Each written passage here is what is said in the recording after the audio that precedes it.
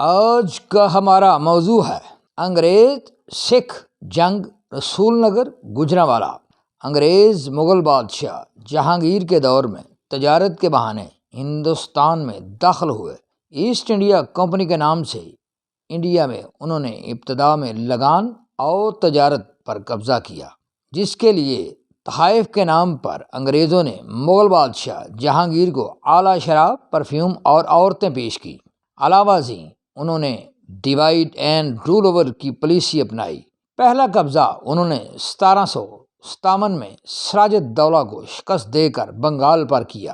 آخر میں انگریزوں نے پنجاب پر 1849 میں قبضہ کیا۔ سب سے زیادہ انگریز قتل چیلیاں جنگ جہلم اور جنگ رسول نگر گوجرانوالہ پنجاب ہندوستان میں ہوئے۔ ہمارا آج کا موضوع انگریز سکھ جنگ رسول نگر گوجرانوالہ ہے۔ یہ جنگ انگریزوں کے لیے قتل گڑھ ثابت ہوئی۔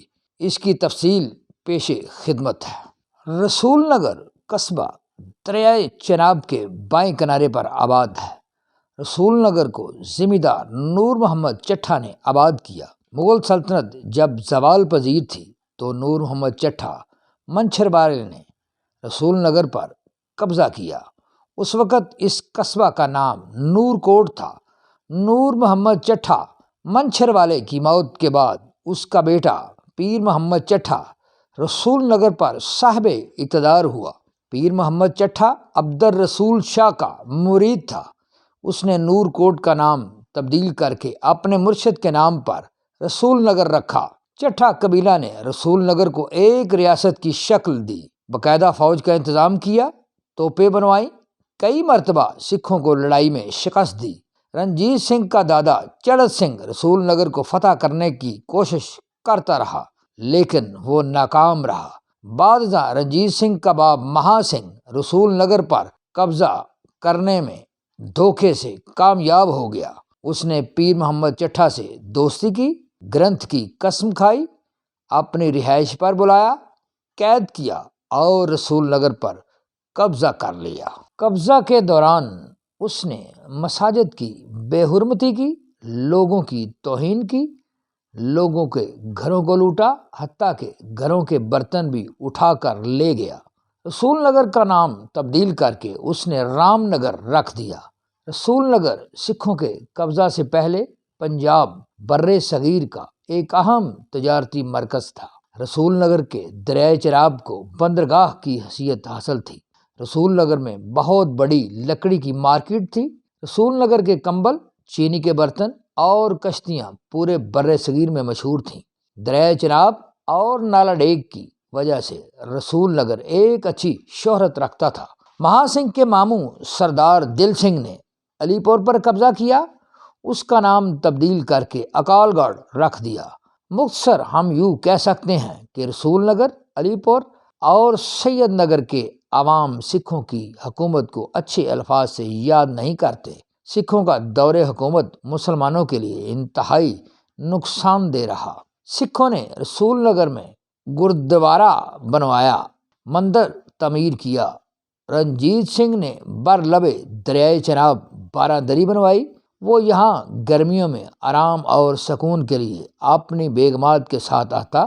اس نے باراندری میں 1830 تا 1838 تک رہائش رکھی۔ چٹھا خاندان کے علاوہ رسول نگر کے ترخان بھی بہت مشہور ہیں، جو کہ کشتیاں بنا کر پورے بر صغیر میں فروخت کرتے تھے۔ رسول نگر میں مشہور صوفی بزرگ بابا گلاب شاہ کا مزار ہے۔ بابا گلاب شاہ کا اصل نام سید سجاد علی ہے۔ آپ 1797 میں وزیرستان کے علاقہ کوہ سلیمان میں پیدا ہوئے۔ آپ کی وفات 1878 میں ہوئی۔ آپ کا ہر سال 27 جیٹھ کو رسول نگر میں عقیدت اور احترام سے منایا جاتا ہے۔ رسول نگر میں رنجیت سنگھ کی باراندری کے نزدیک انگریزوں کا قبرستان ہے، جس کو گورا قبرستان کے نام سے یاد کیا جاتا ہے۔ اس قبرستان کی وجہ سے رسول نگر کو انگریزوں کا قتل گڑھ کہا جاتا ہے۔ یہاں 22 نومبر 1848 کو سکھوں اور برٹش فوج کے درمیان گھمسان کی جنگ ہوئی، جس میں بہت سے سکھ مارے گئے اور بہت سے فوجی اور انگریز افسر مارے گئے۔ دونوں اطراف سے توپیں چلی۔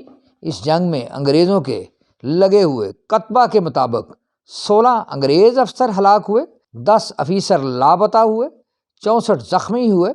10 افیسر جو لاپتہ ہوئے ان کو بھی بعض برِ صغیر کے تاریخ دان ہلاک میں شمار کرتے ہیں۔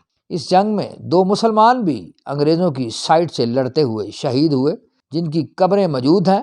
ان فوجیوں کے نام صوبیدار میجر شیر علی اور سردار بہادر ہیں۔ انگریز افیسرز کا کتبہ سنگ مرمر کا بنا ہوا ہے۔ ان کے نام جو لکھے ہیں وہ کچھ یوں ہیں: لیفٹیننٹ کرنل ولیم ہیولاک اور 2 انگریز افیسر بریگیڈیئر جنرل چارلس کیورٹن اور انسائی ہنری کری ہیلٹر نمایاں ہیں۔ چیلیاں جنگ اور رسول نگر کی جنگ کو سکھ اپنی فتح قرار دیتے ہیں، جبکہ انگریز اپنی فتح قرار دیتے ہیں۔ انگریزوں کا جانی اور مالی نقصان بہت ہوا۔ اس کے برعکس انگریزوں کا موقف ہے کہ چیلیاں جنگ اور 22 نومبر 1848 کی رسول نگر کی جنگ کے بعد 1849 میں انگریزوں کا پنجاب پر مکمل قبضہ ہو گیا۔ سوشل میڈیا کے صحافیوں کا یہ سوال کہ انگریزوں کی قبریں موجود ہیں جبکہ سکھوں کی قبریں اور یادگاریں اچھے طریقے سے محفوظ نہیں ہیں، اس کا جواب مقامی لوگ یہ دیتے ہیں کہ مسلم مغل بادشاہوں کے دور میں تقریباً 7,000 سکھ قتل ہوئے، جبکہ سکھوں کے اقتدار کے دور میں 1 لاکھ کے قریب مسلمان شہید ہوئے، جس میں بڑے نامور مسلمان سید احمد شہید اور شاہ اسماعیل صاحب بھی شامل ہیں۔